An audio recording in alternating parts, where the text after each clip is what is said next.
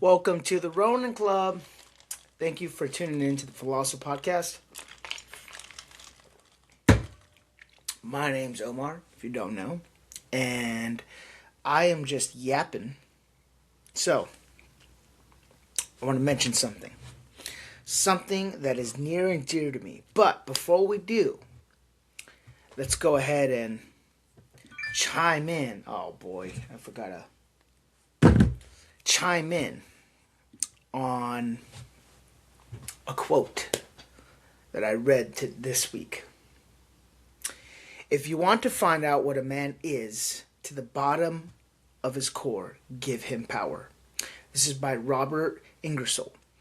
This guy was a Civil War, general or sergeant, a colonel, one of the two, one of the three. Sometimes people could get his quote mixed with, Abraham Lincoln. Now, there are some things I really want to cover here. I talked to a few friends, and one of them was a good coach, and I didn't take anything that he said personally, but I did feel like there has to be this spoken, at least for me, there has to be this spoken distinction between the two, and the two being, you have the fighter and the martial artist. Fighter, martial artist. Fighter, martial artist. There's a difference. Okay? Now, the reason I bring that up is, okay, so I called my friend and we were talking. I like to watch, former fighters in their retired years and what they're doing and training, and one of them was at his gym, and he's grappling, whatever, this whole vlog with Demetrius Johnson. I was talking with my friend, and he starts telling me about, he's sharing with me that, he moved back, and yada, yada, yada, and all this drama that's going on at the gym, and it's not what you think, and yada, yada. I'm like, all right, well, I believe that, but then he kind of gave me a critique, which like I said, anytime someone gives me something, I kind of take it with a grain of salt. I don't take it personally. I see it as like a way of helping me grow, not just as a person, but also as a business owner, right? So what he said was pretty much like, I posted a video of some students of mine who were hitting the bag and stuff, and he's like, dude, like, I don't know, man. Like, I wouldn't have posted something like that. I mean, the boys don't look like they just don't look like they've been training. Granted, glad he brought that up because I didn't invite him.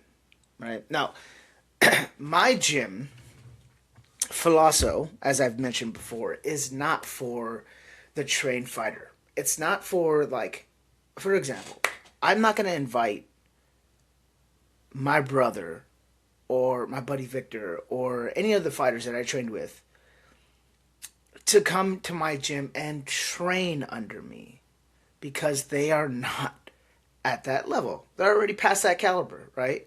And I am not trying to train fighters. There's a famous quote by I think a lot of people even say this, like, and fighters know it. Fighters don't pay the bills. Unless you're Conor McGregor or any big name fighter, you're not going to be able to make money off them. I mean, they're barely getting, like, what, $10,000 a fight at a UFC? Like, unless they're a big headlining, fight card, like, they're not making money. So what I want to kind of, like, give you guys good examples of would be, at least in American culture, I know this for a fact, if you look at fighters like what happened recently, and I got a few 2 cents from a buddy of mine who wrestles, and he was telling me about Armin Sarukian, the whole fiasco with him and that George guy, the wrestler.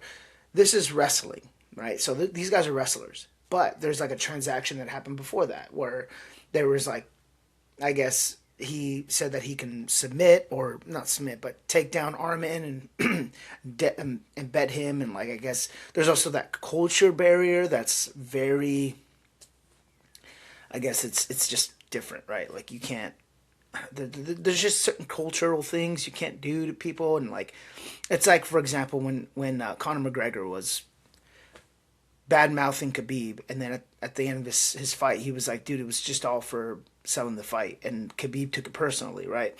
So it's kind of like that.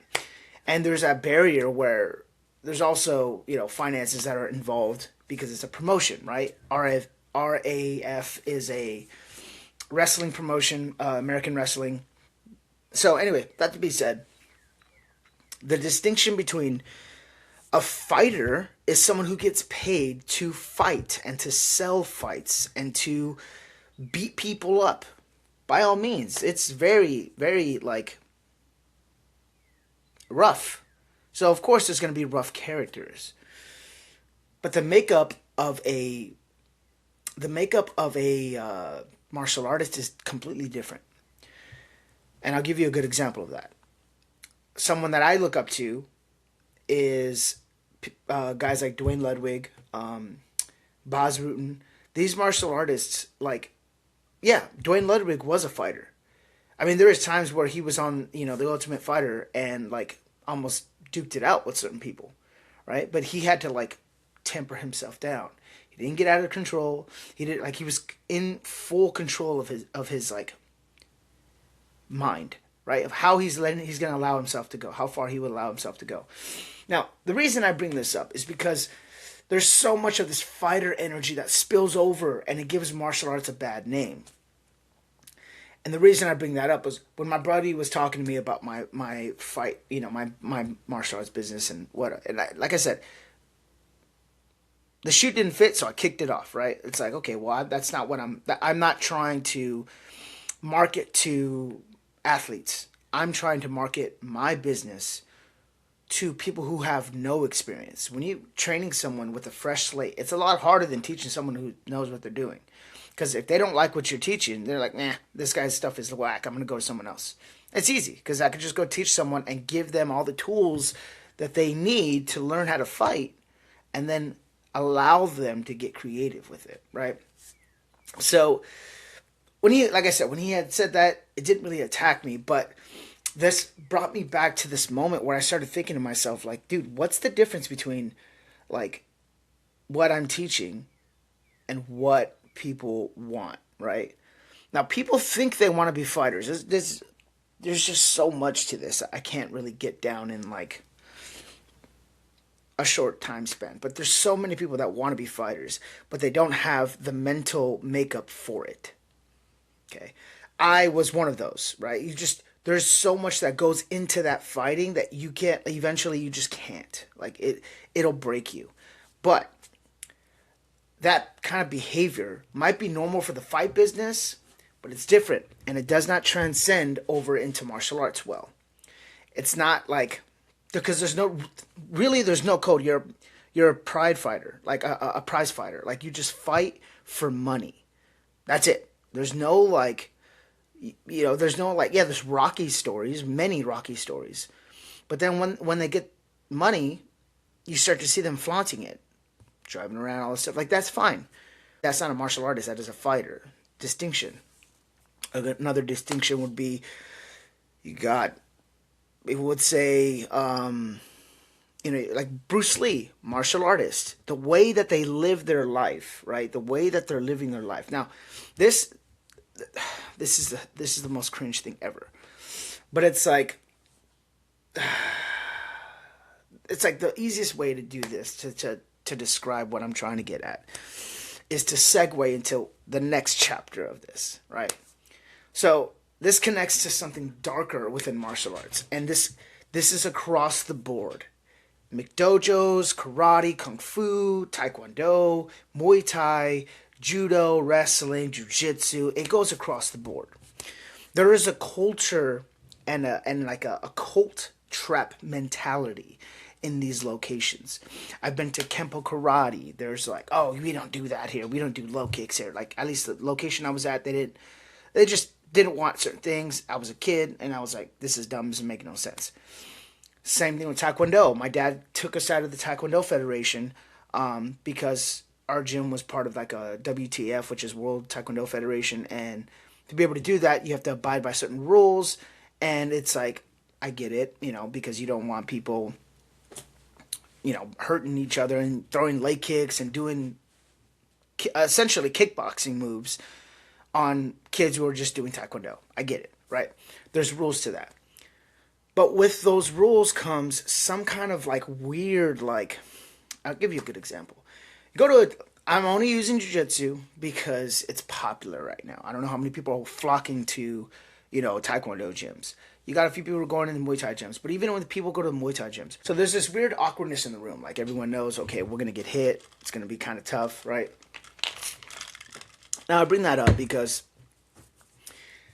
with jiu-jitsu gyms, there's this really odd, like, it's a very uncomfortable, like location where people don't really want to, it comes off like people don't really want to embrace that life sucks, right? Life is hard. And the truth is, you get a lot of coaches who are on the mat who are giving these amazing pep talks. And sometimes, and I'm not saying this is all gyms by any means, but I'm saying there's been a majority that I've been to. So for me, it almost feels like all gyms are the same way. I'm going to a jiu-jitsu gym right now, and they don't operate this way. But there's a lot of gyms that do operate this way. And I'm telling you, if you guys are listening to this and you guys are training, and you, wherever you're at and you're training, like, just take these notes down and ask yourself something, right? So there's like a consistent pattern where like the coach is above being questioned. There's like loyalty tests. There's like, don't talk to outsiders, or if you do, you go to train at different gyms, you're kind of considered like an outcast. They don't really want to be a part of you. There's like small like cliques within the business, because it's a business really. And another thing, martial artist, and the part of this, when you go to these gyms, ask yourself, are they serving you? I'm not saying are they giving you friends? Did you make friends here? That's not my question. Are they serving you with what you're paying them for?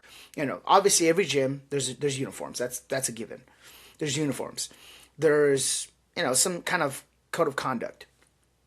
But I had this issue with a business partner of mine a while ago, and it's like he wanted to have this entire code of conduct.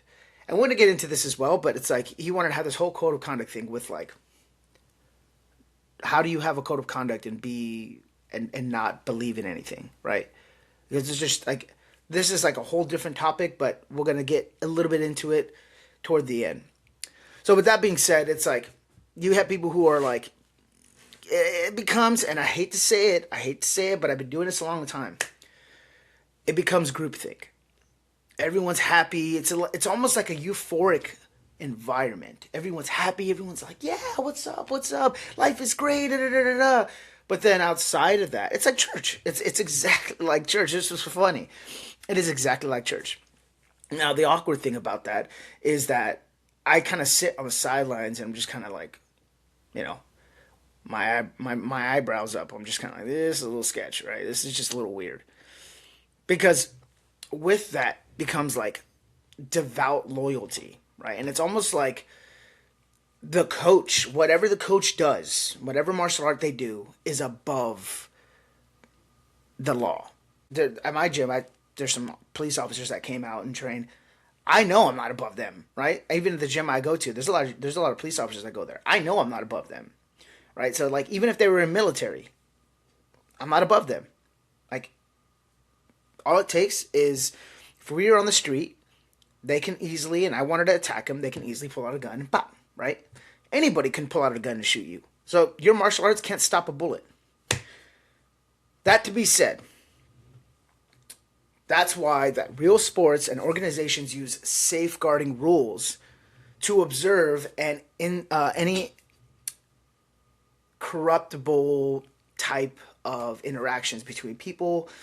But here's the hard part about it, is that in martial art businesses, you have to understand they start off with an idea of really teaching people martial arts. And then somewhere along the line, it gets darker. And then ego gets in the mix. I mean, how many fighters came out of retirement? And they go back into, I got to prove myself. Ronda. You have, right now, Dustin Poirier. I hope he stays out of retirement, but I think he's going into boxing. You got a lot of fighters who retired, come back, retire, come back. It's like, dude, Amanda Nunes, another one. They're just retiring and they come back.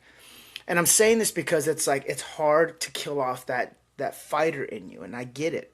But you have to replace it with martial arts. So I'm talking to the coaches. You got to replace it with learning martial arts, being a student again, right? Now, that being said, kind of moving forward with this, it's like you see these locations, these gyms, and they have this like very groupthink mentality, like I said earlier. But what's crazy is that I didn't realize this because sometimes I kind of been tuning out the news, right?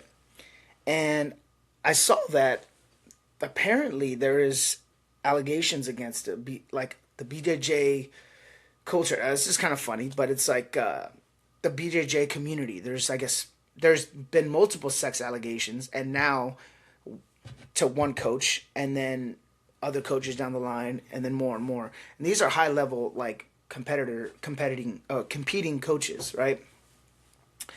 And it made me think, because this isn't only BJJ. I mean, and I'm saying this only because it's the most relatable. I mean, everyone I know does jiu-jitsu for some reason. So, like, it's just, the one thing is, like, this stuff is, like, dude, okay. When you get in someone's guard, you're essentially in their private genital area, right? So let's just say it for what it is. You're in close proximity with another human being. So I'm just saying these are allegations. I'm not saying anything. I'm not saying the guy's guilty of anything until proven guilty, right? But I'm also not saying he's innocent. Okay. Now, with that being said, there is a power imbalance. And with specifically jiu-jitsu and any grappling involved like that, there is this like power imbalance where it's like the coach or whoever's teaching believes that they are above or they're not going to get caught or whatever. But this is what ties perfectly in to, like I said, the Bible. So the Bible, Proverbs 10:9, there's a verse that says, whoever walks in integrity walks securely, but whoever walks and takes the crooked path will be found out. Now, that means whatever you're doing, if you're doing it in secret, will be brought to the light. That's what Jesus says. And I say this because Craig Jones posted a video of like, how do you know? And it's kind of, obviously it's popular, but it's really funny. But it's like it's a satire. He's making fun of like how these gyms become culty. And he has a jiu-jitsu gym. So clearly I've never been there, but it seems like the dude is making fun of all these coaches who take their lives, one, too seriously. Two, they think that they are, I don't know, just above it, really. So it's kind of funny. And I highly recommend you go check it out. It's called, I think it's like how to make your gym into a cult. That's what it's called. It's hilarious. But, now, what's, I guess, how do I not just kind of keep harping, right? I'm not trying to tear down. I'm not trying to, like, just tear down without building up. Okay, well, and how do I keep myself from that? Well, first and foremost, every single person that does martial arts is a human being. So we all make mistakes, right?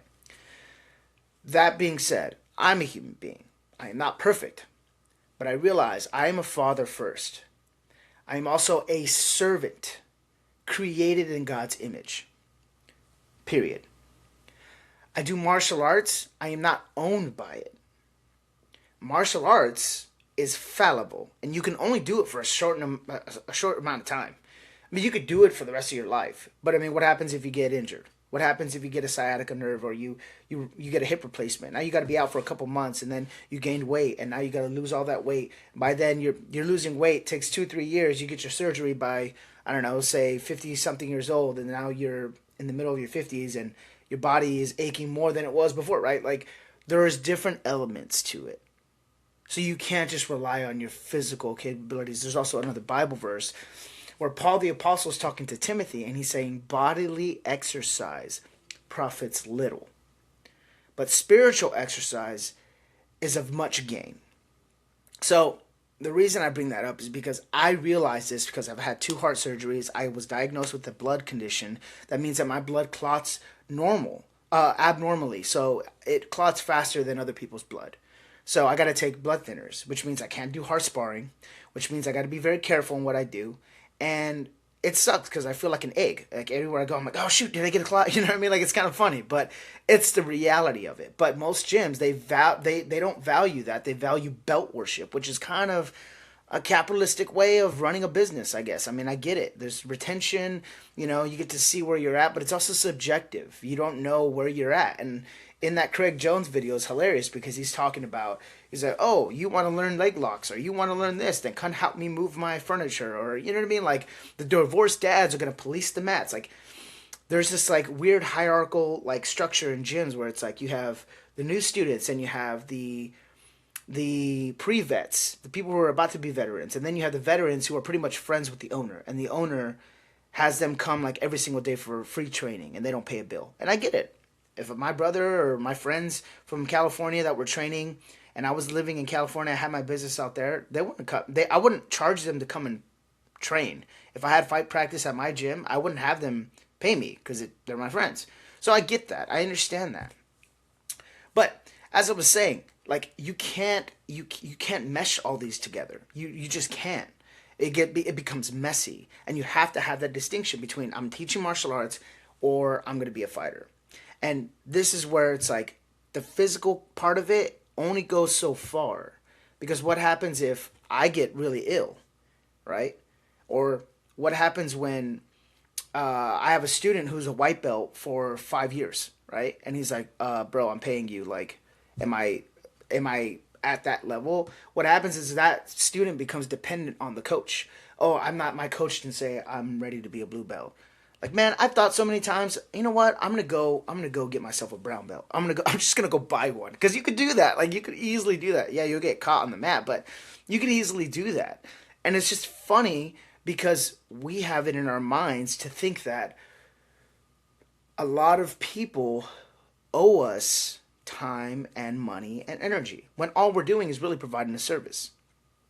Now, the key takeaway from all of this, that all this whole rant, is like, we got to ask ourselves, not to harp on my former, the guy I was going to do business with before or anything, but it's like, how are you going to keep your gym, or if you're training at a gym and you're a student, you got to audit your gym, right? Can you say no without being punished or getting a cold shoulder, right? Are there clear boundaries? Is the coach teachable or held accountable? Like, hey coach, like I kind of feel like, and I'm not saying be sensitive, but I'm saying, like, can you call him out? Like, well, you said doing this helps with this strike or this move, like, because I have a student that does that with me all the time, and and I was like, oh, thanks for that, I appreciate that, right? And those kind of things really help you connect. Now, for the coaches, yo, dude, just like I said earlier, if the shoe fits, freaking kick it off, man. Like, if there's a code of conduct, you have to abide by it. Now, this is going back to, like, the other business partner and I had. Like, we had a fallout. That's fine. I have no bad blood, no ill will towards him. But, again, you can't, just realistically speaking, you can't have things up on the wall like respect, humility, servant leadership, or any kind of, like, moral code if you don't have a value system. If you just believe in the universe. And this is more of a biblical thing and like a biblical worldview. But if you just believe in the universe, then those don't mean anything. I can beat up on someone or hurt someone on the street because that's just my prerogative.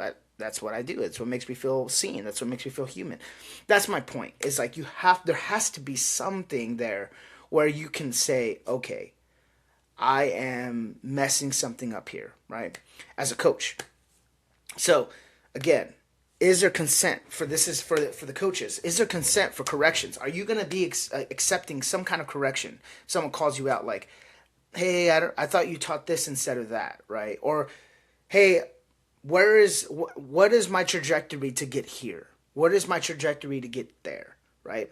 And also, if they want to go train, are you going to be salty if they want to go train somewhere else? Hey, what do you think about this gym? I want to cross train. Are you going to be salty? Or are you going to talk bad about the other gym? Or are you going to encourage it? I encourage all my students, yo, go try this. I've been telling them, yo, try jujitsu, try this, try that, try judo, try wrestling, try karate, like Kyokushin, try Shotokan, like try it, and you'll see the similarities between the two. And if you guys are not, if you guys choose a gym, choose that gym because of its character, not the cult behind it. The cult is the community that they try to foster, and then if you are in that community and then like you need help with something, they kind of leave you on red because they're all in this euphoric state, like they're, you know, high on LSD or something. Like, dude, that I'm telling you, it's funny, but it's the truth. Like, that's why I really wanted to make this, because I've seen like multiple things that have been kind of brought up just in the culture, and I'm like, yo, dude, this needs to be addressed because I was just about to talk about it. So I'm a nobody, but like I said, choose a place you want to train, and if you can't fit in, guess what? Be okay with being a Ronin, right? That's what this entire thing's about. Be okay with being the outsider. Train everywhere and have zero affiliations. That way, when crap hits the fan, you can say, well, I was just training, right? Now, that's a lot I threw at you guys, but hey, that's that, ladies and gentlemen. Welcome to the Ronin Club.